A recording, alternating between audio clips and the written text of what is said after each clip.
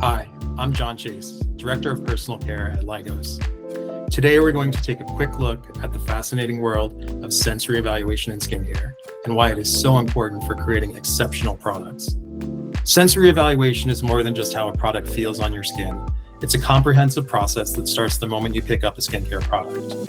It begins with the visual phase, where the color, texture, and consistency are carefully observed.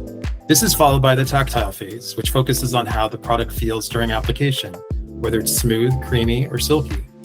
Next, we assess the olfactory experience, the fragrance that emerges as you apply the product. And finally, the after-feel phase determines how your skin feels once the emulsion has absorbed. Is it hydrated, soft, or even a bit greasy? Each of these sensory phases helps us understand how a product will be perceived by consumers and ensures we're delivering the best possible experience.